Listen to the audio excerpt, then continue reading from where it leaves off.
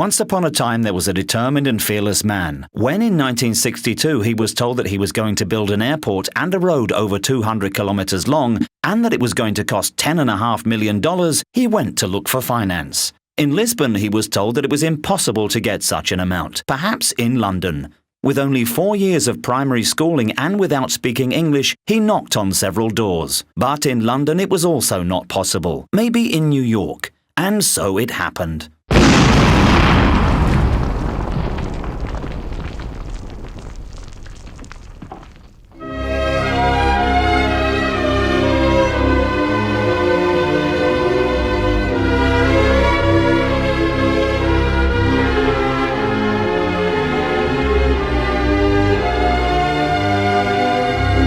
Um homem daqueles que me aparecem em cada geração. É uma intuição única, era super inteligente. Ele havia muitos anos à frente do tempo que ele estava. Um gestor que o século XXI gostaria de ter.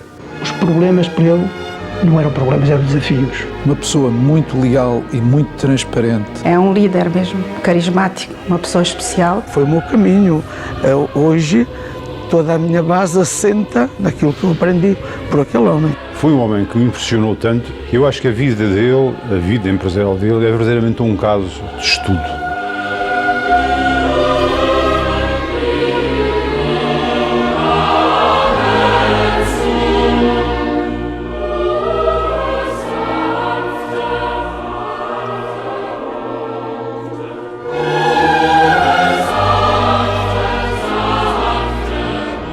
Sabe como ele começou?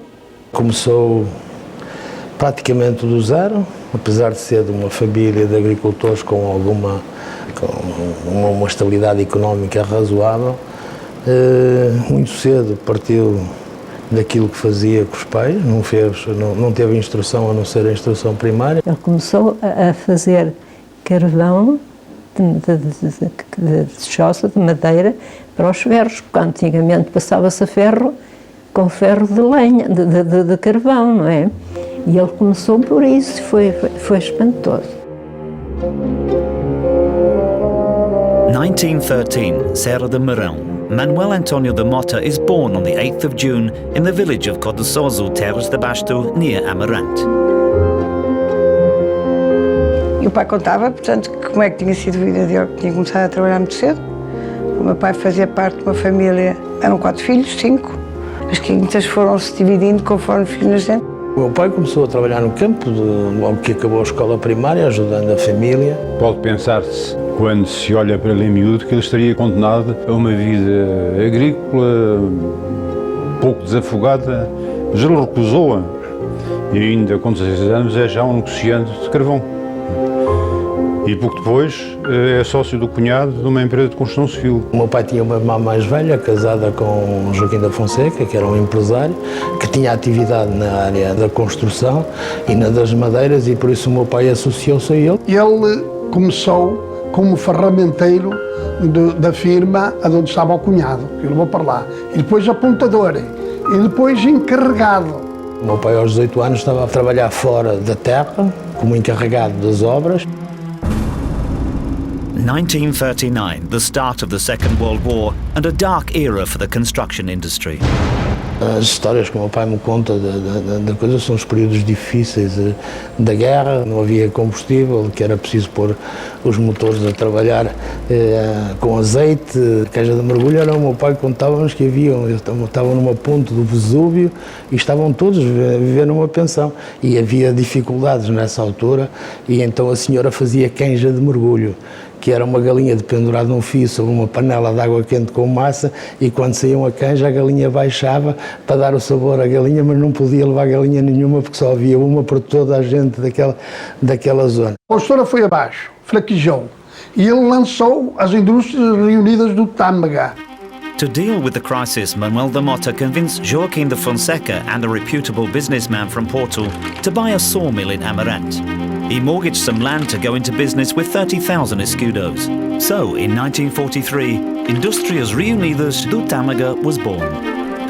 E depois, não conhecendo Angola, numa exposição no Porto, um engenheiro fala-lhe do grande potencial de Angola, nomeadamente em madeiras, e ele, com a intuição rara E com a grande capacidade de iniciativa e ousadia, ele vai para Angola, onde funda uma das maiores empresas angolanas. A seguir à guerra, no final de 45, Joaquim da Fonseca e Manuel Mota criam duas empresas, uma a construtora de Tâmega vocacionada para a construção, que ainda existe essa empresa cá em Portugal, e uma outra, Mota e Companhia, vocacionada para as madeiras, com a ambição de partir imediatamente para Angola. 1946, Mota e Companhia was founded. Manuel da Mota is the main partner. At 33 years of age, he leaves for the Cabinda Forest. O meu pai, como mais jovem, provavelmente também mais ambicioso, foi o homem indicado para ir para a África e por isso ficou à frente da empresa de madeiras, que foi trabalhar para Angola, não, para Cabinda. Ele sempre teve, que hoje nós dizemos, indicamos o open mind. Ele sempre teve a capacidade para perceber que o mundo é pequeno. Hoje falamos em globalização, mas ele, efetivamente, recordemos, em 45 foi sozinho para Angola. Imaginemos as dificuldades que ele teria para fazermos exatamente isso, sem comunicações, transportes como eram. Eu acho que uma pessoa que nasceu nem em Marante era em Coçoso, que entretanto, passado uns anos, vai para Angola, quer dizer, foi mesmo, acho que era um homem aventureiro e eu acho que ele teve aventuras até ao fim da vida. Acho que o meu pai, acho que já nasceu um bocado aventureiro, porque quando fizeram a fábrica em Amarante de serração de madeiras, já foi uma aventura para umas pessoas que vinham do campo. Eles tiveram que arranjar financiamento, tiveram que vir para o Porto, porque em Amarante não havia nenhum banco. E conseguiram montar uma fábrica. É um skiller, como se costuma dizer agora, que ele tinha, que nasceu com ele, era um dom. A Mota e Companhia é o registro comercial número 2 de Cabinda, o que quer dizer que estamos a falar de um tempo muito primórdio de atividade empresarial por aquelas áreas. O Zé Mota chegou lá e não tinha nada, estava sozinho e foi para Cabinda e foi para o Mayumbe e começou à procura de madeiras e fazer demarcações. E então andou a demarcar os terrenos que havia, que estavam livres. São árvores de 70, 80 metros de altura, algumas com 4, 5 metros de diâmetro. Ele teve maiores dificuldades, que no meu tempo já havia uns motores elétricos, já havia frigoríficos e tal. Mas sabe Deus, o que é que ele não teria passado? Porque eu também depois tive a experiência. Era uma mata densa, fechada, uma temperatura sempre certa, de 30 graus, úmida, não via o sol. Desde que entrasse na mata, as árvores eram tão altas e estavam tão ligadas umas às outras que eu olhava para o céu, não via o céu nem via o sol. Depois de se entrarem, uma pessoa perdia a noção de onde estava. Mesmo se não levasse pisteiros que soubessem orientar-se, nós perdíamos. E quando dessemos por ela, estávamos a passar no mesmo sítio 3, 4 e 5 vezes. Aquilo era, a temperatura, era umidade 100%, a gente tinha que proteger-se contra as micoses, no carro tínhamos que levar uma rede, etc.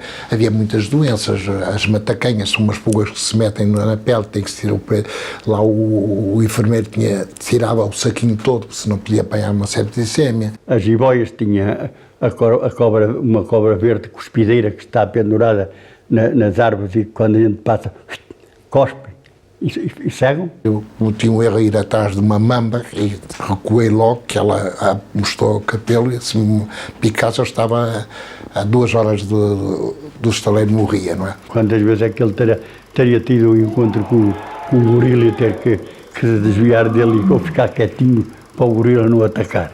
Para chegar onde chegou, ele passou muito, sofreu muito. E o senhor Mota olhou e disse, mas só deixa-me ver com aquela palhota.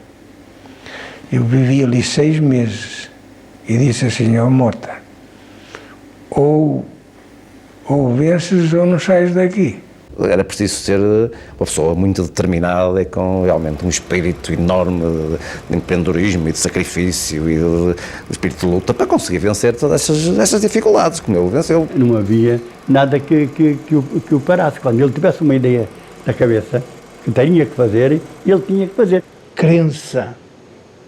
E ele tem crença, mas a crença de uma dimensão que nos sobrepõe, que nos ultrapassa muito. E era isso que de facto nos separava de nós. No início da década de 50, já era Angola, o seu segundo país, que ele considerava uma terra como sua. Manuel de Mota would say, I have two homes, Podososo and Cabinda. E ele comprava latão e saía, e em vez de latão saía ouro. Tivemos uma descoberta que fizemos lá no meio do mato do Maiombo, de uma lagoa de asfalto natural. Ele pressentia, ele tinha como é que se diz? Tinha um sexto sentido para os negócios. Eu costumava dizer que ele passava e o dinheiro, ele cheirava o dinheiro atrás de uma parede e eu passava nem o via. Esse asfalto foi para Porto Alexandre, para ser aplicado nas ruas de Porto Alexandre. Foi a primeira experiência que se fez em Angola. E, entretanto, começou a fazer pequenas obras lá e depois acabou por concorrer a um grande concurso que houve, que era o Aeroporto de Luanda. In partnership with the Antares firm, Mota e Companhia built the first airport in Luanda. From there, it opened up new perspectives for state construction work in Angola. Mota e Companhia began to work from the north to the south of the country. Numa primeira fase, enquanto eu era muito jovem, o meu pai passava mais de meio ano em África e nós vivíamos aqui em Portugal e a minha mãe ficava connosco. E ela sozinha lá resolvia os assuntos da casa e também tinha umas quintas, tinha que resolver os assuntos dos caseiros. E o meu pai ia para a África e pronto, e voltava quando podia vir e então ela também foi uma mulher muito forte. É bem verdade que atrás de um grande homem há sempre uma grande mulher e esse é o exemplo da minha casa. Manuel Antonio de Mota and Maria Amália de Vasconcelos marry in 1948. He is 35 years old, she is 22. Pelo que eu ouço dizer, que os meus avós não gostaram muito na primeira fase do namoro, até porque o meu pai tinha uma idade, o meu pai tinha mais de 13 anos que a minha mãe. Era assim uma moça muito vistosa, muito bem posicionada em Amarante, claro. Minha mãe era uma pessoa de uma cultura bem mais evoluída no plano dos estudos, tinha acabado o ciclo do liceu, tinha acabado por ser professora na faculdade, vinha de uma boa família, não uma família rica, mas uma família da classe média alta, dos empresários, proprietários de terras. E então ele ia para o baile e escondia o carro numa ruazita para ninguém ver, ele entrar para o carro, para não ver o carro que já estava atado a corante, para-choques, de maneira que era para ninguém ver, ele vinha todo pronto. O meu pai tentou uma vez começar a namorar com a minha mãe, não teve sucesso. Ele foi buscá-la para dançar e ela não foi. E depois foi pedir o conselho aos amigos dele, que eram familiares, como é que havia de abordar de novo. E ele um dia disse, Mariazinha, vou-lhe pedir uma coisa. São de Maria Amália que eu gosto dela, mas não tenho idade para levar um não. E eu fui lá sondar a malinha e disse, Manuel, avance. Ele era muito esperto, era muito fino e lá arranjou a maneira de ser bem com... Naturalmente, com a inteligência dele, não podia esperar outra coisa. Quando casaram, ele fez uma casa, já foi na casa dele que foi o casamento, eu lembro muito bem. Depois foi nessa casa que eles viveram sempre, não é? Casa do Pinheiro Manso. E por cima dessa casa, ao lado, quando foram criadas as escolas públicas de instrução primária, a escola de Cepelos é a 50 metros da casa do meu pai. O meu pai abriu um portão diretamente para a escola. Pois é, nós saímos por esse portão. Todos andámos naquela escola até a 4ª classe.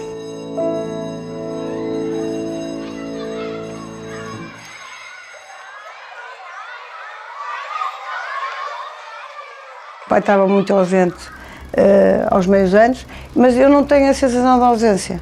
Portanto, é isso que eu acho engraçado. Eu acho que ele compensava-nos o tempo que estava connosco, compensava-nos e fez-nos perceber porque é que ele estava. Nós éramos crianças, mas percebemos que o meu pai estava a fazer alguma coisa, estava a fazer coisas importantes. Tinha uma coisa muito engraçada, porque a minha mãe tinha uma fotografia do pai na mesinha cabeceira e todos nós, antes de ir para a cama, como o pai não estava, íamos dar um beijo ao pai. E eu, lembro-me da mãe, contava depois que eu dizia, agora sente-se, porque eu estava de meio corpo. Portanto, eu pegava nele para dar um beijo e depois dizia, agora sente-se. Sei que uma vez ele confundiu e quando chegou não conheceu, não sabia qual era a mais velha, não sabia quem era a Manel ou a Teresa. O pai estava aos meios anos e eu e a minha irmã temos uma diferença de 1 ano e 3 semanas. Portanto, quando o pai foi eu não andava, quando o pai veio eu andava. E portanto, quando vi o pai, fui a correr. E o meu pai pegou em mim a pensar que estava a pegar na minha irmã Mané. A Mané teve uma cena de ciúmes, virou costas e foi-se embora. Eu acho que fiquei muito triste, fartei-me de chorar. Mas há uma coisa que eu tenho, depois de passando o tempo e olhando para trás, eu acho que nós fizemos o que ele queria, porque ele nos convencia. Nomeadamente, ele convenceu-nos, a minha e a minha irmã mais velha, nós tivemos internas, 7 anos num colégio interna. Na altura custou-nos imenso. Logicamente não gostamos. No primeiro ano chorei todos os dias. Mas acho que nos fez bastante bem, porque também nos ajudou a ter algumas privações. Agora, adorei ouvir, quando tinha pai 30 e tal anos, o meu pai uma vez estava no escritório a dizer de meia dúzia de coisas que se arrependia de ter feito na vida, ou de não ter feito, e uma delas foi de nos ter posto internos. O meu pai conseguiu que todos os fins de semana a gente viesse a casa, conseguiu que nós e a todas as meninas do colégio, porque ele lá convenceu as irmãs, elas só queriam que viéssemos de 15 em 15 dias, mas ele lá convenceu numa reunião que os filhos tinham que ir a casa. Estávamos a falar de uma pessoa que na altura teria quase 50 e muitos anos. Podia-se dizer que era uma pessoa idosa na altura para ter filhos, mas não, o meu pai tinha uma capacidade e uma abertura de espírito fora do normal. 1950, the first of 4 children are born, Manuela, Teresa, Antonio and Paula. Manuel Antonio da Mota becomes a father for the first time at 37 years old and for the last time at 45.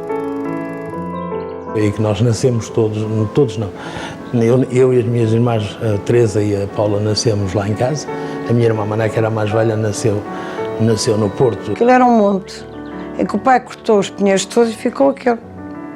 E então o pinheiro agora está no meio de um terraço. Já lá existia, pequenino, e ele deixou lá, carinhou-se com o pinheiro e deixou lá. Também me lembro muito de obras, porque a casa foi crescendo conforme nós íamos crescendo. À medida que nós fomos casando, o meu pai fazia mais um quarto, e depois quando vieram os netos havia mais um quarto, e por isso a gente hoje tem um casarão.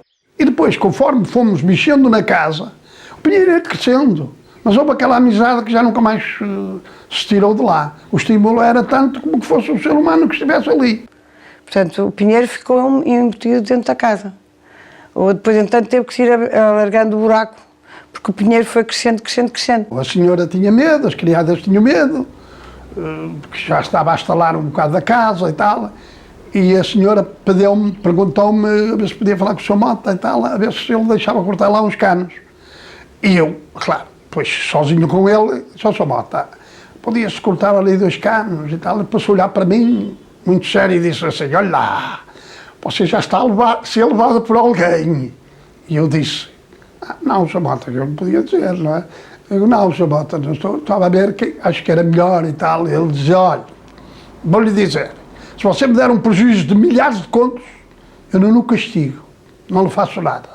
Mas se me botar um cano de pinheiro abaixo, eu dou-lhe um estouro numa perna que eu manco e mando vir a polícia buscá-lo. E terminou ali. Já não se tocou mais no pinheiro. Chamam a minha casa a Casa do Pinheiro Manso, porque acham invulgar ter uma árvore dentro de casa. Mas a minha firma e eu próprio já fizemos coisas bem mais invulgares. Já vão ver.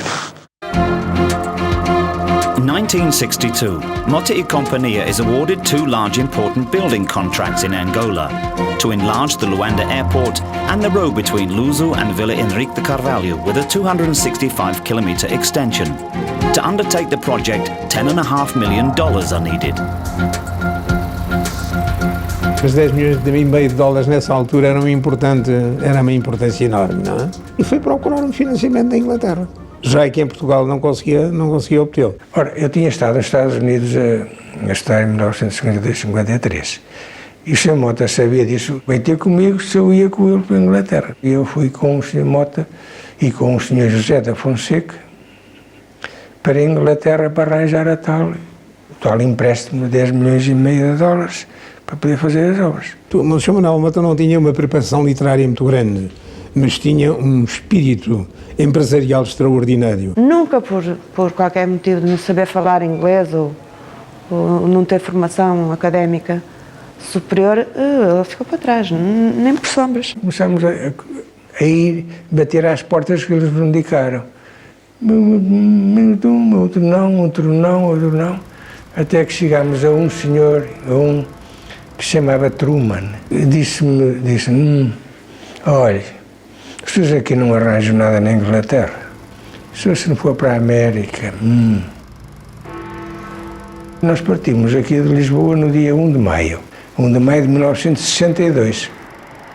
O Sr. Mota ficou assim muito admirado a ver aquilo, porque eu quando lhe falava na América, ele não levava muito a sério. E ele pôs-se a olhar assim para aquilo, olhou, depois Times Square, e disse-me assim, Teixeira, mas apetece-me sentar lá naquela soleira e chorar, porque nós não temos país nenhum comparado com uma coisa destas. Foi aos Estados Unidos da América, falar com o Banco of America, falando com outros bancos, falando com a Caterpillar, o próprio fornecedor dos equipamentos. E encontrou o financiamento, desde que houvesse uma garantia de um banco confiável para o pagamento, não é verdade? Uma garantia completa, uma garantia absoluta. Bom, e a garantia só podia ser dada em Portugal. Portanto, foram ao Banco de Fomento Nacional. Fui eu que eu recebi. Portanto, ao fim de 6 meses ou 7 meses, penso eu, chegou-se à conclusão de que o projeto era viável. Houve muitas peripécias. Sei que quando veio e entregou o cheque ao Sr. Mota, ele que caiu fulminado. Que foi quando lhe deu o colapso, que desmaiou. E foi um susto, mas passou. Passou e não voltou a acontecer. Veio passar o Natal connosco, não disse nada. Depois de passar o Natal, contou-nos o que é que tinha tido. Com dificuldades, porque obrigavam-no a fazer dieta todos os dias, e ele algumas vezes dizia, bem, agora já fiz a dieta, vou jantar. Foi o primeiro empréstimo externo ao governo português.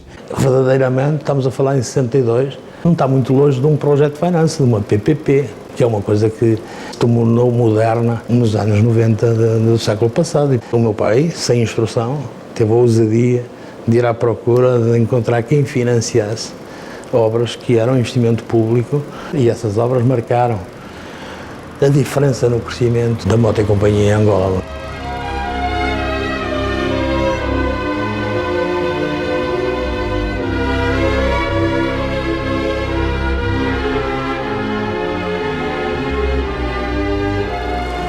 In 1961, beginning of the colonial war. Angola is the first country to rebel against Portugal. Eu lembro-me da minha irmã Mané, tinha tido feito a comunhão solene no ano anterior, tinha tido uma festa enorme. Entretanto começou a guerra colonial e o meu pai me chamar com 10 anos e me dizer assim, olha, eu não vou poder fazer-te uma festa como fiz à tua irmã, porque eu não sei o que é que vai acontecer. Se calhar foi a primeira conversa séria que eu tive na minha vida. Surprisingly, between 61 and 74, there was a substantial increase in the amount of state construction in Angola. Em 61 rebentou a guerra em Angola. Em 62 criaram a Junta de Toma de Estradas. Qual o objetivo? Ligar todas as capitais de distrito à capital da província. De 62 até pouco antes da independência, em que houve o abandono dos portugueses em Angola, o grande salto em estradas foi dado de tal forma que simultaneamente havia cerca de 15 empresas a trabalhar para a Junta de Toma de Estradas. Em simultâneo. E Mota e Companhia tinha uma boa fatia de obras nesse processo. Oh, meu Deus, vê-se um mundo de obras que nunca mais parou. Parallel to the conflicts that were occurring with greater intensity in some parts of the country, Mota e Companhia carried on building roads, dams and airports. De maneira que andámos para ali debaixo dos tiros e sei lá o que é que foi. Depois eles pegaram-se uns com os outros, os 3 movimentos, porque queriam todos tomar conta da cabine. Andámos sempre mais ou menos com sobressaltos e bastava até sair de casa para estar sujeito a ficar em fogo cruzado. O meu pai, em todas as obras em que era responsável, sempre assumiu que estávamos lá a trabalhar e não queríamos saber nem de guerra, nem de questões de outra índole. Tu és de quem? És de fleco ou fleco? Eu não sou de ninguém. Eu sou do Mota e Companhia e é é para o Moto Companhia e para vocês que eu estou a trabalhar. Pessoas que foram raptadas em cabina porque andavam a trabalhar e eles precisavam, os movimentos precisavam de dinheiro. Ele levava os meios técnicos em aviões, e esses aviões eram até às vezes acompanhados por militares. Na minha obra não houve risco nenhum. Lá embaixo, nas do Calueque, houve. Nós estávamos a fazer uma obra no sul de Angola, que era em território angolano, mas era paga por África do Sul para a irrigação da Namíbia. O Sr. Mota fazia visitas quase todos os meses, ia daqui lá a visitar-nos, porque nós estávamos fechados. Era ele que transportava o correio, era ele que levava notícias de cá e era ele que nos ia dar alento para a gente aguentar aquela situação. Uma coisa que eu admirava e sempre admirei no Sr. Manuel Mota, para além de muitas outras coisas, foi esta resistência que ele tinha de fazer voos. Houve uma altura que nós íamos, sei lá, não quero exagerar, mas às vezes passávamos 15 dias na obra, 15 dias em Lisboa, 15 dias na obra, 15 dias, era assim um sufoco. A África do Sul montou em cima da barragem antiaéreas para proteger a barragem e o pai deixou de poder ir por Angola, então tinha que ir por Vinduque. Começámos com negociações com os representantes dos serviços hidráulicos em Vinduque e eram viagens completamente loucas nessa altura, porque não havia ligações, não é, diretas. Apanhávamos o avião aqui em Lisboa para Paris ou para Zurique. De Zurique contornávamos o continente africano todo, porque a South African Airways não podia atravessar o continente nessa altura. Aterrávamos em Joanesburgo, de Joanesburgo apanhávamos outro avião para Vinduque e de Vinduque íamos de avião pequenino para o sul de Angola, para o Calueque. Eu caí com ele de avião. Uma das vezes que o pai foi visitar a obra, ficaram sem gasolina na avionete, a meio do caminho, na Namíbia, no meio do deserto. E às tantas passámos daqueles temporais e o avião não podia andar mais e ele resolveu aterrar lá numa fazenda de gado. O avião aterrou e ele mal saiu, o avião parou, ele acordou, que ele ia a dormir. Ó Candal, onde é que estamos? Eu disse, eu não sei onde é que estou. No meio dos bois sei eu que estou, que só vejo bois. Depois era preciso gasolina, depois o seu Mota mandou um empregado nosso, que era o Candal, que estava lá naquela altura, buscar a gasolina. Eu não sabia falar inglês e eu ouvi um senhor a falar português, fui ter com ele para saber onde é que estava e para onde era o caminho. E ele, vi o vosso Mota e tal, e levou o seu Mota de boleia. Depois o seu Mota foi, começou a falar com o fulano, coisa, e depois ele disse-lhe, o senhor é construtor civil, então há aqui uma barragem aqui na África do Sul, essa barragem, para se fazer que o empreiteiro que estava a fazê-la faliu, o seu Mota disse, já, eu tomo conta já da obra. E ficou. Como vê, caímos de avião e ele arranjou um negócio. Eu costumava dizer ao seu Mota, se fosse o Candal o avião caía, outro dia era um funeral, mas foi o senhor que arranjou logo o negócio. Tomou conta da obra e começou a fazer a obra na África do Sul, na barragem. O Calueque estava a ser feito com a proteção da tropa sul-africana.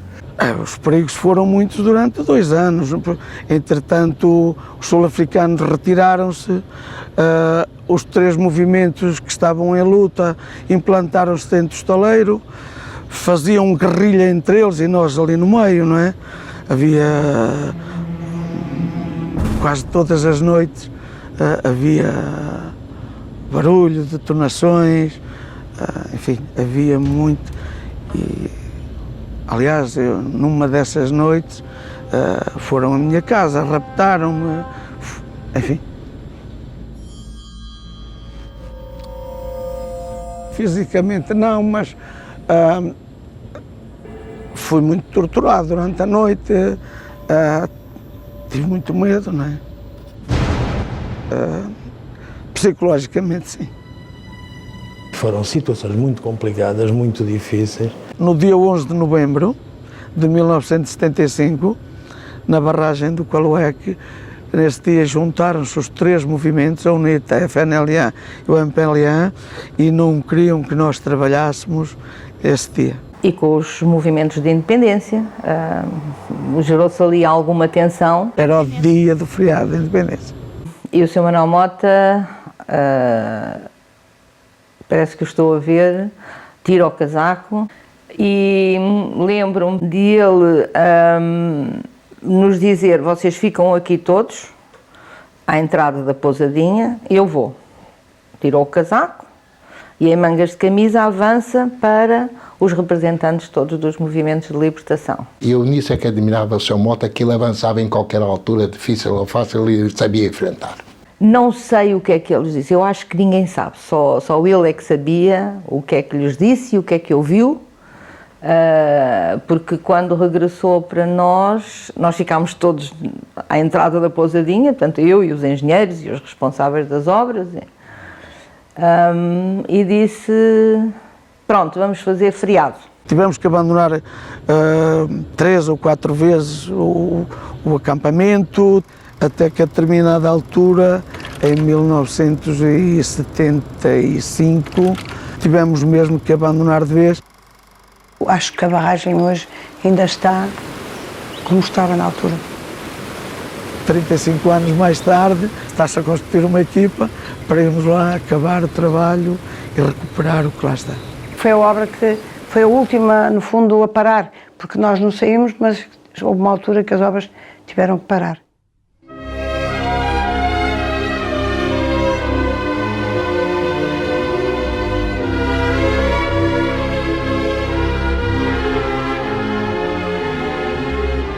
E depois começámos aqui em Portugal, no zero.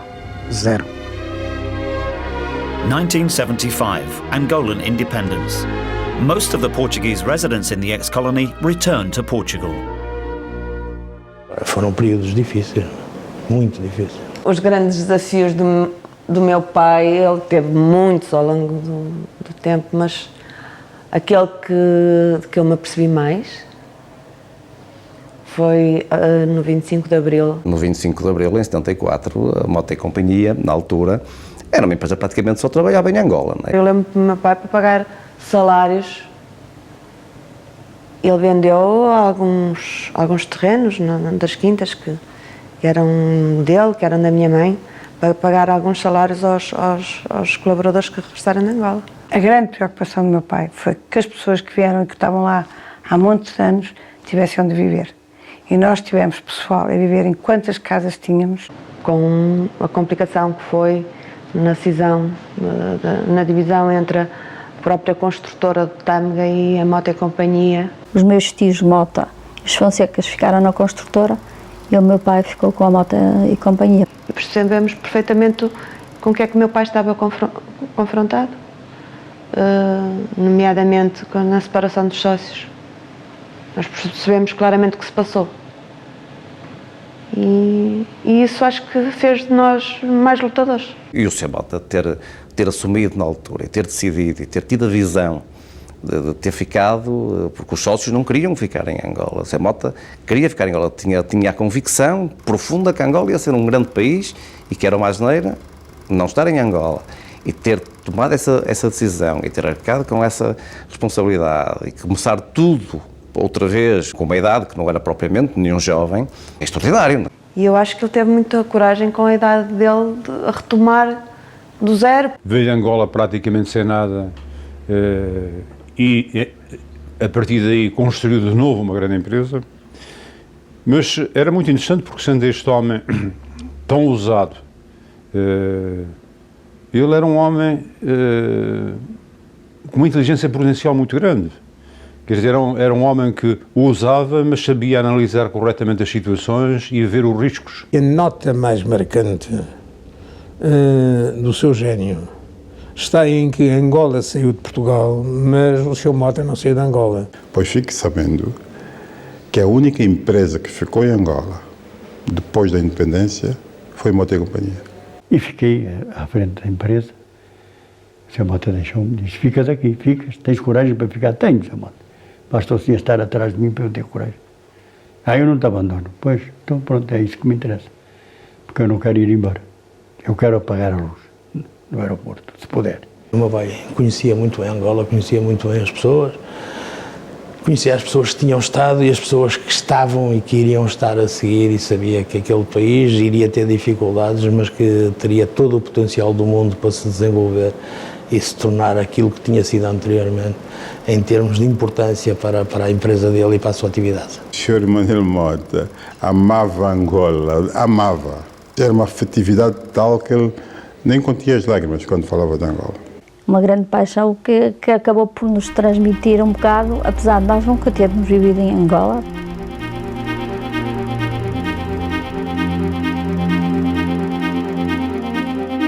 Without abandoning Angola, Mr. Manuel Mota, at 62 years of age, throws himself into searching for new markets. And for the first time, Mota e Companhia establishes its centre of activity in Portugal. Era uma pessoa que tinha, de facto, uma visão de futuro fantástica, porque ele não parava ali. Podia ter ficado destroçado, digamos, entre aspas, mas não. Aquilo parece que lhe deu uma nova vida e tentar outros mercados. E quando o víamos partir às vezes, não é? Uma pessoa que não falava nenhuma língua, mas que se desenrascava e ia sozinho. Nessa altura não tinha mais ninguém para o acompanhar. O meu irmão ainda estava a estudar, as outras pessoas eram precisas, porque era muito pouca gente ainda na empresa, e lá ia o senhor, que já não era muito novo. Nós pensávamos como é que ele se desenrasca e se adormece no aeroporto e se deixa o avião. Pronto, nós parecíamos assim meios, nós é que éramos os pais dele nessa altura. Congo, Gabon, Swaziland, Malawi and Morocco, among others, start to become part of Manuel Mota's itinerary. As pessoas perguntam, mas a Mota e Companhia tem uma expressão internacional muito grande. A primeira internacionalização que a Mota e Companhia teve foi cá em Portugal, porque a nossa atividade era só em Angola. Naquela altura havia muito poucas obras em Portugal. Começámos a fazer uma obrazita no Alentejo e por aí fora começámos a ganhar obras, porque ele era muito ativo e ele conseguiu levar isto outra vez ao de cima.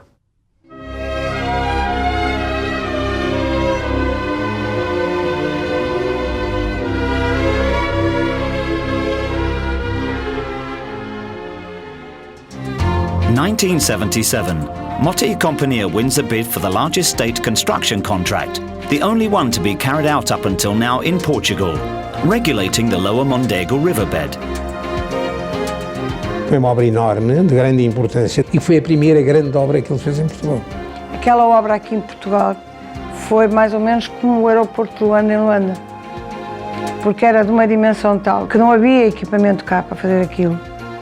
Foi talvez a obra mais importante hidroagrícola que se realizou no país. O assoreamento era muito grande, as águas do rio inundavam as terras, impedindo grande parte de culturas. O objetivo desta obra era criar condições para cerca de 15 mil hectares agriculturáveis que iam permitir precisamente novas culturas, novas rotações no Baixo Mondego. E nós ganhamos a obra porque apresentamos uma solução totalmente diferente da que estava prevista pelos estudos do dono da obra, com dragagens, e que tornou aquilo muito mais económico. Nunca se tinha feito nada igual nem parecido e nunca mais se voltou a fazer nada parecido em Portugal. Portanto, a regularização de um troço de 36 km de um rio entre Coimbra e próximo da Figueira da Foz. A obra de regularização do Baixo Mondego tem para mim um carinho especial, pois para além de ser a maior obra feita em Portugal por uma só empresa portuguesa, foi aqui que o meu filho António, hoje vice-presidente da empresa, iniciou a sua atividade. Foi exatamente neste sítio que se iniciou a montagem da primeira das 4 dragas que iriam proceder à dragagem de todo o canal do Mondego. E fizemos-lo com projetos inovadores, não inovadores tecnológicos no mundo inteiro, mas inovadores para Portugal. E temos que reconhecer que o motor para que essa inovação fosse feita não foi de nenhum dos jovens que estavam a trabalhar, não foi de nenhum dos engenheiros, mas foi o meu pai que disse: isto faz por dragagem. Não havia dragas cá, então depois foi comprar Alemanha, Holanda, dragas. E eu lembro-me do entusiasmo do meu pai depois de ir comprar as dragas e o meu irmão já o acompanhou. E há aí uma história também muito engraçada, porque as dragas são barcos, têm que ter nomes. E claro, que há boa maneira de coisa, era moto 1, ia na cabeça dos dois, moto 1, moto 2, moto 3, moto 4. E chegaram lá e quando foi para organizar, nós esperamos que vocês não façam como os chineses na altura, que põem não sei qual 1, 2, 3 e 4. E os dois ficaram, não sabiam o que havia de fazer, e como tinham 4 mulheres na família, não foi mais nada. Não, nem pensar, nós nunca passou isso pela cabeça. Maria Amália, Maria Manuela, Maria Teresa e Maria Paula. Às vezes nós não devia ter escolhido isso, porque diziam, olha, a Maria Paula me calhou. Eu acho que para uma obra de Mondego foi a obra onde se levou mais gente. O Sr. Mota tinha uma qualidade imensa, que era, em todos os sítios para onde ia fazer obras, fazia uma espécie de aldeia, com casas para os engenheiros, casas para as famílias, havia um supermercadozinho pequenino, havia uma escolinha, portanto havia ali as condições mínimas para que o pessoal pudesse fazer a sua vida normal. Então constituiu-se uma vila, que acabou por chamar-se Vila Mota, que hoje ainda existe. Uma organização para os sabedores, uma parte de vivendas para engenheiros, para a parte técnica. E nesse caso, com um forte empenho da Sra. Dona Amália, a esposa do Sr. Manuel Mota, construiu-se uma capela onde havia missa todos os domingos, onde se fizeram imensos batizados, onde se fizeram casamentos de filhos de funcionários. Acabou por ser uma grande família. A Vila Mota hoje está meia abandonada, mas vai ser um dos projetos imobiliários que cabe um dia ter, porque ainda vivem lá algumas pessoas. O Sr. Manuel Mota é que estava lá, presente quase todos os dias na fase de arranque daquela obra. E para mim, o Sr. Manuel Mota, durante um ano e meio, foi quase o meu professor. Quando eu comecei a trabalhar, comecei a ver aquilo que o meu pai era. O meu pai era um engenheiro de altíssimo gabarito, sem nenhum estudo. O meu pai sabia mais de economia, de advocacia, de qualquer pessoa que eu conhecesse. A quarta classe dele, não sei se era de reitor da universidade, aquilo era uma universidade era uma quarta classe muito evoluída. Discutia com os engenheiros totalmente em pé de igualdade e até em pé de igualdade técnica. Quando via que a coisa não estava a andar bem, ia à obra e chamava a atenção dos engenheiros. Quando ele começava a chamar ao menino, ao engenheiro, a coisa estava preta. Era muito chato, o Sr. Manuel Mota sabia aquilo que queria. E era muito chato, porque ele discutia com os engenheiros de igual para igual, em termos de técnicas, em termos de maneiras de fazer a obra, em quantidades. Ele discutia a hora equipamento por máquina. E também dizia, eu achava graça, dizia, vocês não podem dizer asneiras, que são engenheiros. Eu não sou engenheiro, posso ser asneiro. Assistia a muitas reuniões em que ele dizia, vocês não percebem nada disto, e eu é que sei. E pronto. Um dia estava no gabinete dele e eu estava a discordar de uma opinião dele. E ele não teve meias medidas. O engenheiro António Mota trabalhava no mesmo piso e muito próximo do gabinete dele. Ele trabalhava sempre com a porta aberta, o Sr. Manuel Mota. Deu um grito e chamou, António, anda cá depressa. Tu tens aí uma vassoura que eu preciso de dar com o pau da vassoura aqui nas costas do Oliveira. Está-me a dizer aqui uma coisa, isto assim, que não tem pés nem cabeça.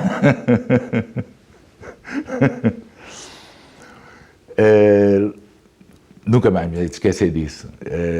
Realmente ele tinha razão. Eu depois, mais tarde, vinha a perceber que ele tinha efetivamente razão.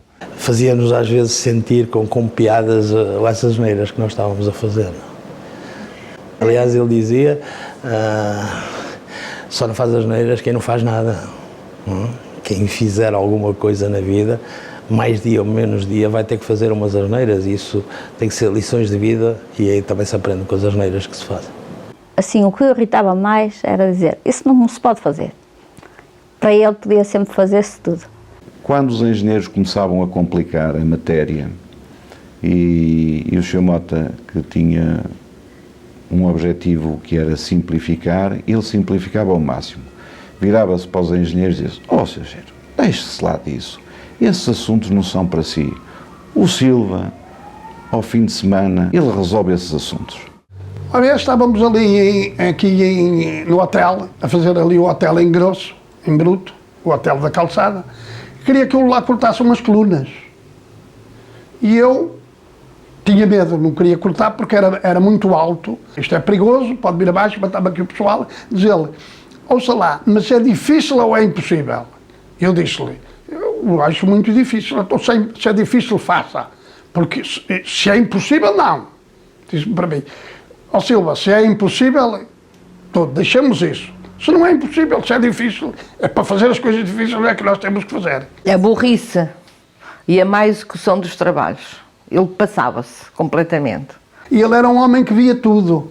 Ele via ao longe e ao perto, dava conta dos defeitos todos que havia nas obras. Sim, muitas vezes eu assistia ele a dizer que, por exemplo, sei lá, um aterro não estava feito como ele queria, com as quantidades que ele queria, ele mandava desfazer e tornar a fazer.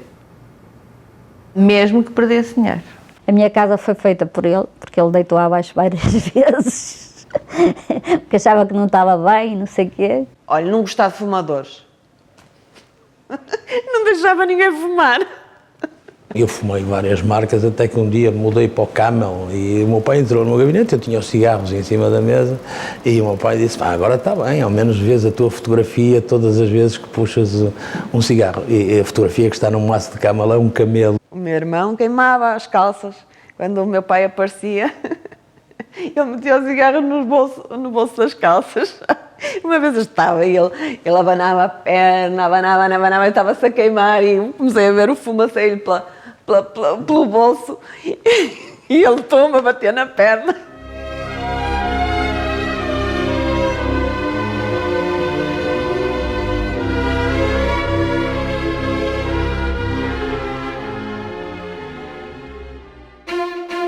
In 1980, while the Mondego construction work is being carried out in Portugal and Mota e Companhia is being awarded the Phoenicia International Trade Trophy in Malta, news arrives from Angola of an invitation to build a car park for a trade of Swedish buses. E o que é certo é que 3 meses depois recebemos uma carta do governo de Angola para iniciar as negociações para constituir a Pavitar. Era uma empresa mista entre o governo de Angola e a Mota e Companhia. Em que nós tínhamos 49% e Angola 51%. Isto foi de ajuste direto, porque era a única empresa que ficou, que tinha experiência, que merecia confiança, porque ele confiou em Angola, senão teria fugido também. Era o próprio Presidente da República que ficava preocupado com a conta que já estava a subir cada vez mais, sem recurso, no entanto, de pagamento imediato. Mas ele é que tranquilizava até o próprio Presidente: vamos trabalhar. Mas ficava tempos que podiam perigar um bocado a viabilidade da empresa, mas esperava bastante tempo, mas era muito paciente. A sua trajetória esteve ligada muito à reconstrução do país, pelo período que Angola passou, e podemos dizer que foi um homem que, nos momentos difíceis, ele e a sua empresa nunca deixaram Angola sozinho. Por isso tornou-se uma das maiores empresas em Angola. E isto tudo graças à visão do Sr. Walter Mota.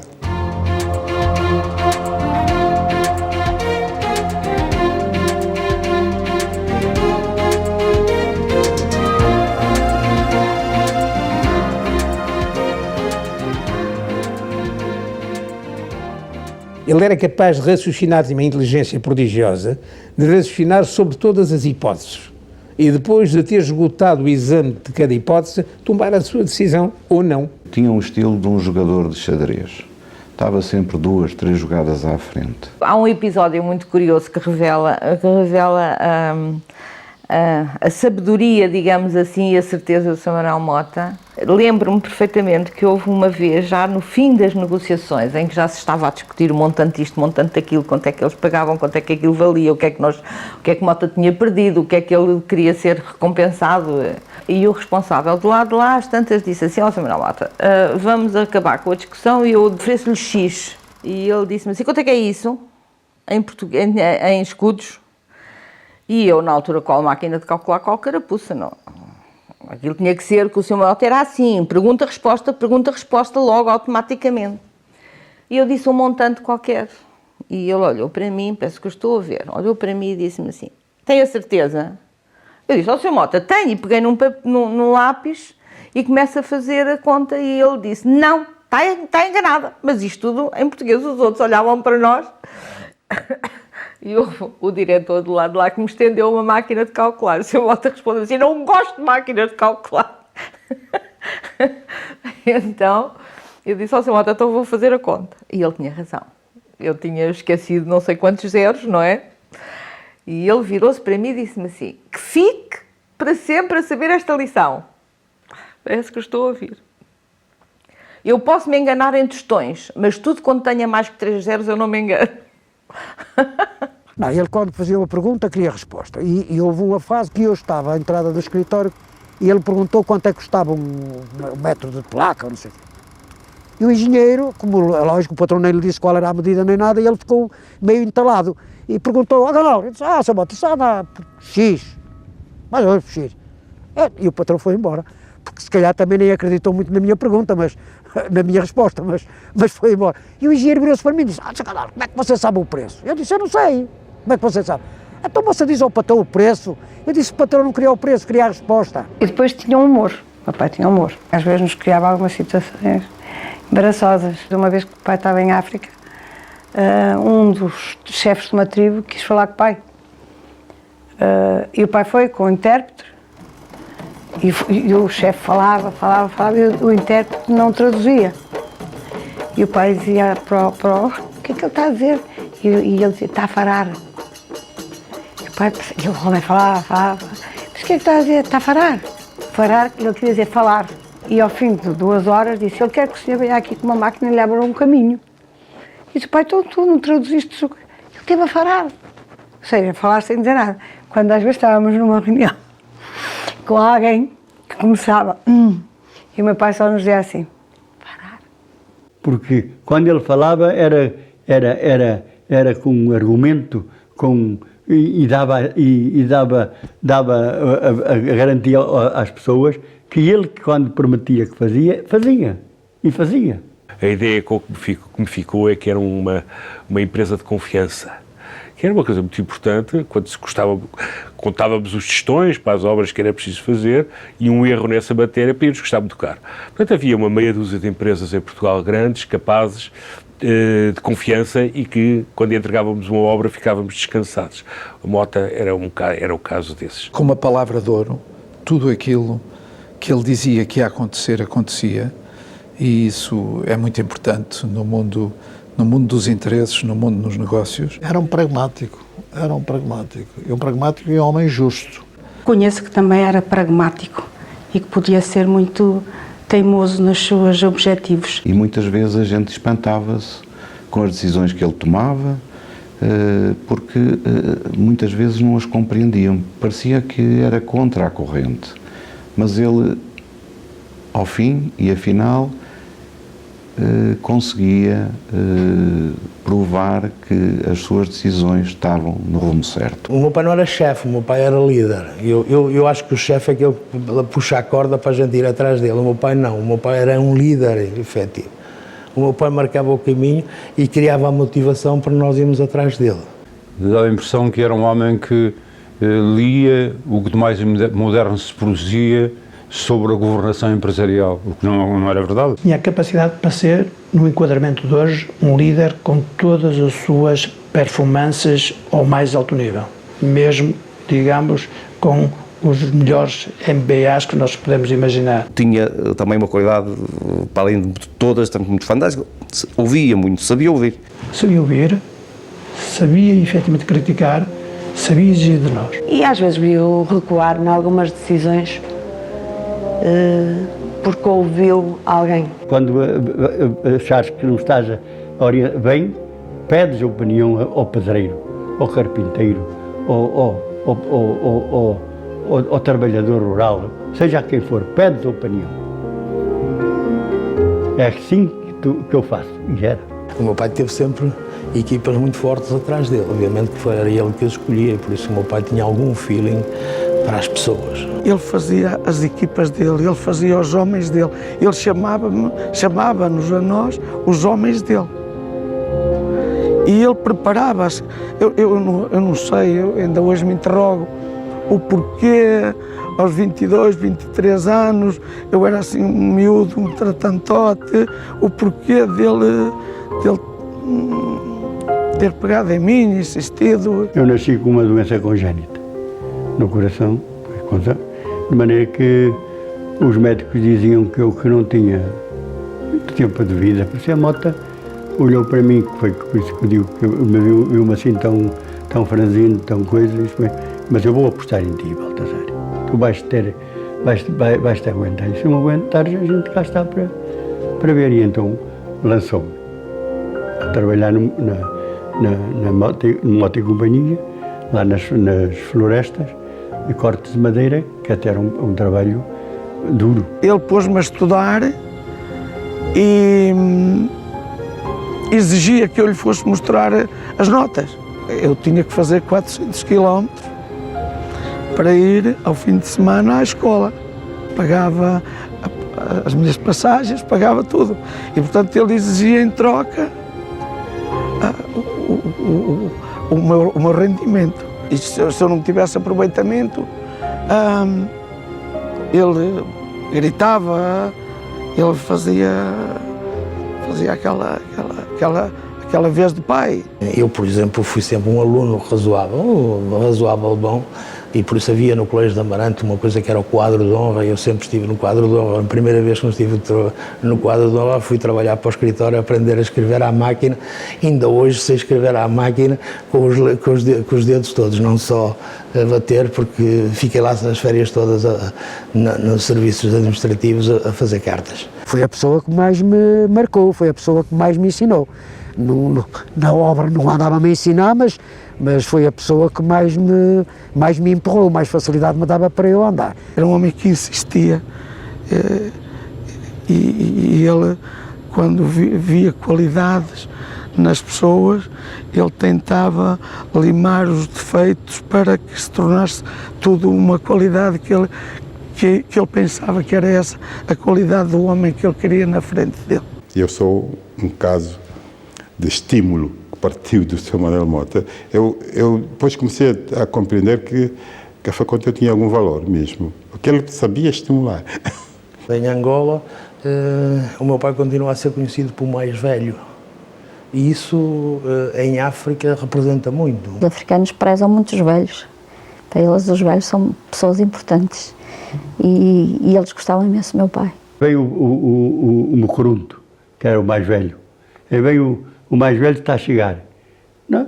Eu estava, por exemplo, no Maiombe, lá no alto do Maiombe, no meio da mata. E eu sabia quando o Sr. Mota estava a chegar. Estávamos sem comunicações. Os naturais têm esses tambores, que é praticamente uma telegrafia sem fios. Que eles batem tudo. E o outro depois a seguir dava... Olha, o Sr. Manuel Mota está para chegar. Depois o outro... Até que chegava ao Nacuto onde eu estava. Sr. Baltazar, o Sr. Mota está aí a chegar. É todo, pá, está a chegar. Vai ver, passado 1 hora ou 2 horas estava lá. Da mesma maneira como era exigente e discutia e teimoso, mas sabia também reconhecer o valor das pessoas. Com o coração do tamanho do país. Nunca negava ajuda a ninguém. Foi um patrão fora de série. E os empregados, que eles estimavam como que fossem pessoas de família. Nem era patrão, era um amigo. Para aqueles que infelizmente tiveram necessidades em períodos de vida, por problemas de saúde, situações dramáticas, o Sr. Mota sempre os ajudou. Ajudou-me a ser homem. E ajudou-me, acima de tudo, a ficar bom e a poder sobreviver. Mandou-me para a África do Sul para ser operado e tudo isso. Fui operado. Foi interessantíssimo constatar que o pessoal que tinha trabalhado com ele, desde o engenheiro até ao operário, se lhe referiam como se porventura ele fosse um familiar. E é muito interessante, porque o que distingue uma grande empresa antropologicamente constituída de uma empresa que não tem essa constituição, é que na primeira as pessoas quando falam na empresa dizem nós. Nas outras as pessoas quando falam na empresa dizem nós e eles. E era extremamente interessante aquela empresa quando se falava do grande Mota, se dizia nós, a nossa empresa. Ele salvou aqui muita gente, aqui em Amarante, e muitas vezes salvava-os, até nem os conhecia, era através de mim. Nós tivemos um amigo que da terra já partiu. Seu lema foi fazer bem, a todos sempre sorriu. Melhorou a nossa escola e criou as condições. Já sentimos mais conforto nas novas instalações. A empresa construiu uma escola na ilha de Luanda, um gesto simbólico, mas que de qualquer forma representa o caráter humano que o Sr. Mota também tinha. A Mota era completo neste aspecto, porque efetivamente tinha essa grande capacidade empresarial extraordinária de estar sempre atento ao negócio e de aproveitar as oportunidades, mas sempre da forma correta e sempre com humanismo. E isso era, de facto, um dos aspectos que nós sempre também admirávamos. Conseguir conviver com uma lógica de exigência, às vezes nós diríamos uma exigência despótica, mas quando por outro lado sentíamos que era um dar de mãos para quando era preciso e que era tolerante quando a situação dos mais fracos.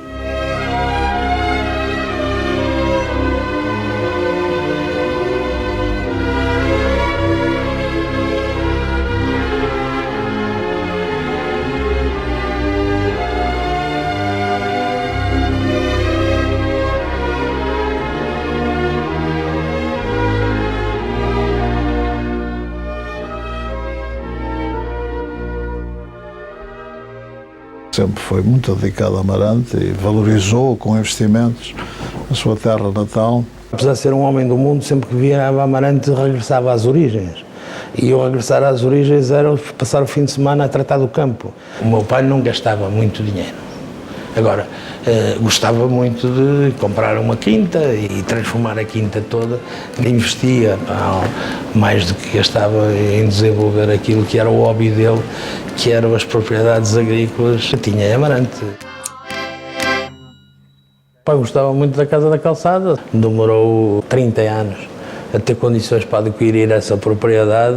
Foi sempre uma ideia que ele tinha de juntar as duas casas, juntar os terrenos e poder fazer ali alguma agricultura logo de manhã, sem ter que se meter no carro para ir para as outras propriedades. Então, as grandes obras da Casa da Calçada foram executadas por ele segundo o seu planeamento, numa primeira fase, mas embora esta parte final já fosse depois adaptada após a sua morte, mas uma fase inicial, o projeto dele era um projeto muito maior, muito mais magnânimo. E foi isso que nós e a minha irmã Paula, essencialmente, teve como obrigação a seguir à morte do meu pai, foi terminar aquilo que era a ambição que o meu pai tinha de criar ali um polo de desenvolvimento para o Concelho de Amarante.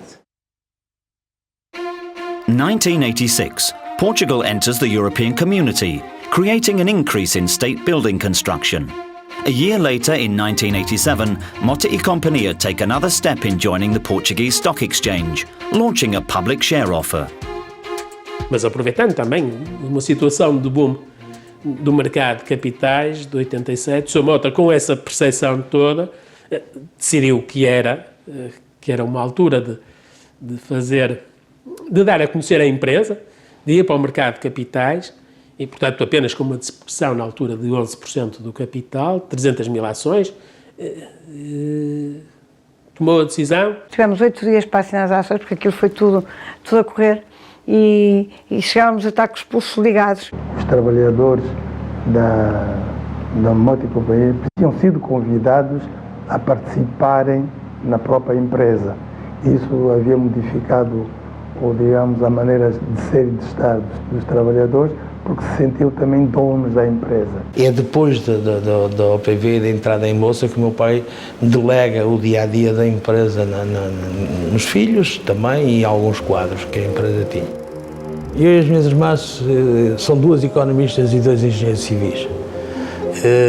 E quando pensámos se o meu pai teve alguma influência, nós seguimos esta carreira, nós dizemos que não.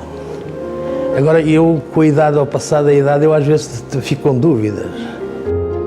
At 74 years of age, Manuel Mota transfers the leadership of the company to his children, always keeping in touch, however, with the major decisions. O pai faleceu em 95 e no final de 94 estava a dar a luz verde para que nós fôssemos para a área do ambiente e estava a dar luz verde para que nós começássemos a pensar em concessões com a Lusoponte e investir nas concessões. O que para um homem que naquela altura já tinha 81 anos de idade, eu acho notável. Ele era um homem com uma grande visão das mudanças políticas, económicas e sociais e procurava antecipar-se nos passos que dava. E isso, para mim, impressionou-me muito. Quando se resolveu fazer a Ponte Vasco da Gama, foi outra medida, nunca se tinha feito uma obra daquela dimensão cá com a empresa. Teve um protagonismo muito importante naquela época do ressurgimento das obras públicas em Portugal. Estava tudo estudado, quanto é que custava fazer a obra. Eu tinha na altura a parte financeira do grupo e no fim o pai chamou-me e estávamos todos sentados e disse-me assim, diz-me lá uma coisa, se a obra custa tanto, se por acaso correr mal, nós conseguimos sobreviver se isto não se atingir este montante? E mandou-me fazer as contas, sim, eu acho que sim, sobrevivemos, não quer dizer que não vamos passar dificuldades, então vamos concorrer. De hoje continuo a dizer que as pessoas mais jovens com quem eu trabalhei foi com ele, mesmo já estando nos 80, mas eu considero as pessoas mais jovens. Nunca se aposentou. Você nunca pensou em se reformar? Agora vale a pena. Eu, para me reformar, tinha sido em novo. Agora não, agora gosto de trabalhar. O meu pai trabalhou até aos 82 anos. Tinha uma capacidade de trabalho fantástica. Ele era capaz de trabalhar horas. Aliás, o meu pai dizia que nos tempos de dificuldades havia maneira de se recuperar, que era trabalhar 26 horas por dia, ou seja, era trabalhar enquanto estavam a dormir também. Havia uma coisa que era, ele não perdoava. E os sul-africanos passavam-se com isso, naquelas reuniões que nós tínhamos, porque já naquela altura os sul-africanos começávamos as reuniões muito cedo e depois eles queriam levar aquelas reuniões todas até às 3, 4 horas, tudo seguido. O Sr. Mota dizia, não, eu tenho que fazer a minha cesta. Então obrigava toda a gente a interromper os trabalhos. E às vezes chegava já às 5 e tal, e nós já estávamos todos estourados, ele estava todo fresco. Aquelas 3 horas a seguir a ter dormido à noite ou ter dormido a sua cesta, era uma cabeça brilhante.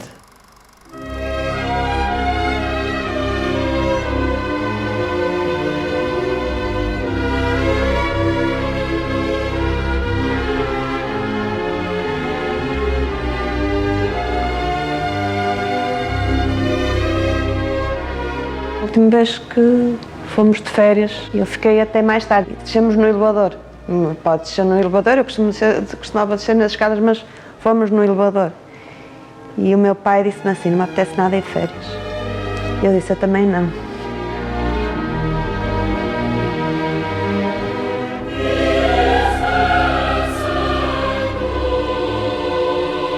Pronto, e nunca mais voltou.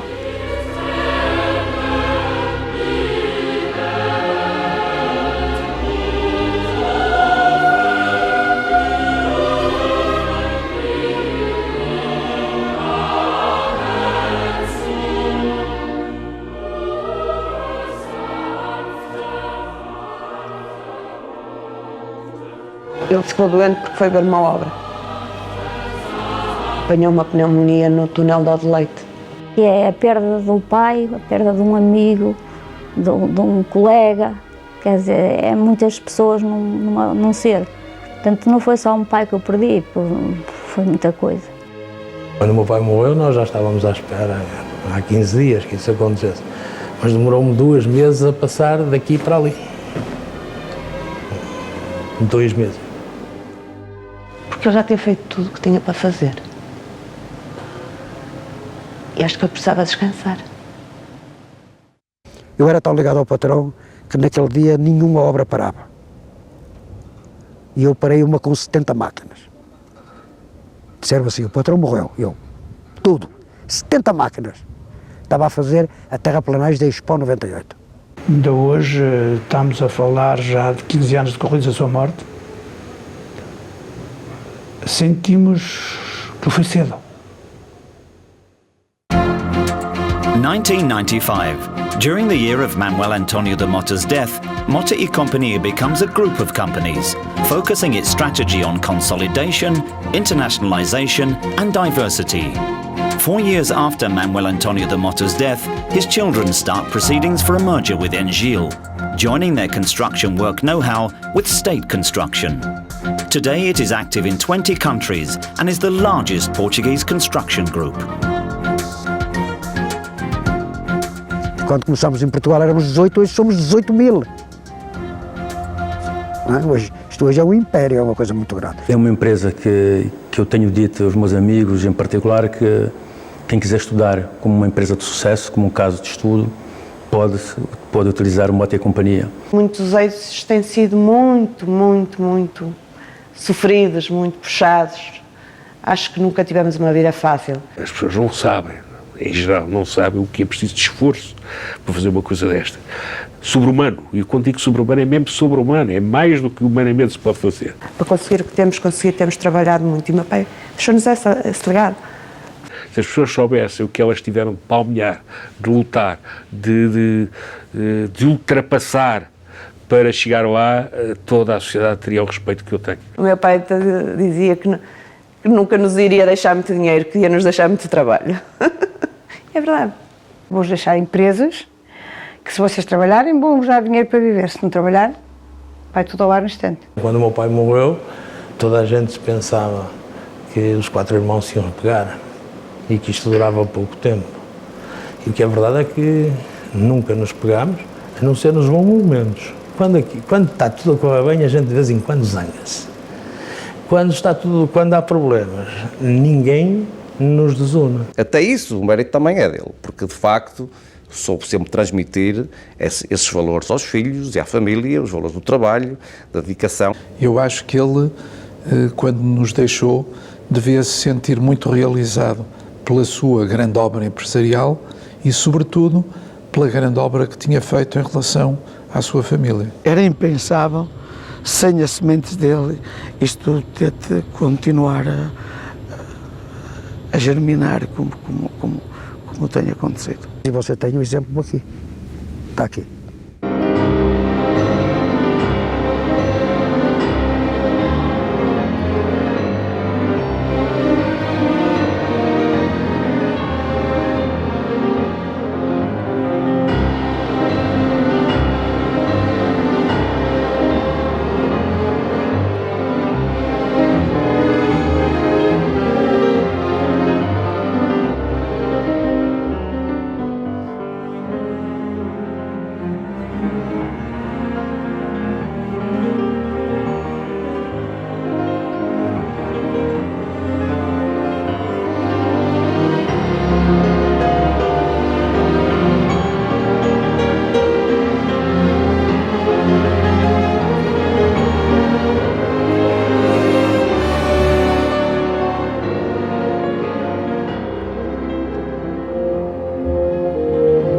Esta é a terceira geração que estou a trabalhar. Tem muitos netos já e muitos são muito parecidos com ele. Há sempre qualquer coisa do meu pai em todos eles.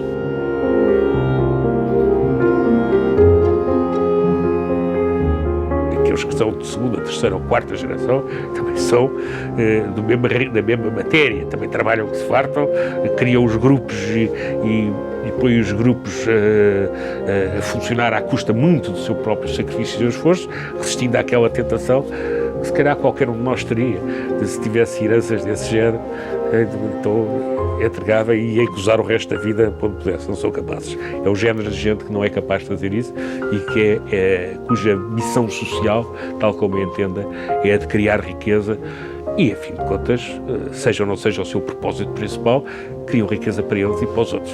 Eu acho que o Sr. Mota anda por cá. Já está na terceira geração. Está a entender o que eu quero dizer? Ele anda cá. Ele está vivo nos filhos, não é verdade? Compreendo. Está vivo nos filhos e no ambiente que ele soube criar. Há uma figura que foi criada pela neta, pela Luísa Mota. É um corpo em esboço em que as suas veias e o coração são obras. Era assim como ela via o avô, novinha como ela era, mas isso para mim reflete a grande herança que ele nos deixou, é a paixão que ele tinha pela casa e é a paixão que todos colocam no desenvolvimento e na continuidade e na perpetuidade do sonho que ele criou. Alguém conseguiu deixar o legado que ele deixou e alguém conseguiu de transpor para a empresa ou traduzir na forma de estar e nos princípios e nos valores do grupo aquilo que era a sua conduta empresarial. É claro que se mantém bem presente nos dias de hoje e isso é bom. É uma pessoa viva hoje aqui dentro da empresa, não só por os valores que deixou à gestão da mesma, eu procuro honrá-los e segui-los o mais possível, mas por algo muito importante, que são os seus filhos. Os seus filhos são seguidores, não há dia nenhum que um dos seus filhos, nas conversas que têm permanentes comigo, não relembrem o seu pai, não citem o seu pai, o que faria o seu pai em várias das circunstâncias que aqui existem dentro da empresa, e é alguém que se mantém aqui, felizmente, vivo, porque os seus valores são aqueles que podem continuar a dar vitalidade e êxito na empresa. Eu acho que onde ele estiver, o deve orgulhar muito.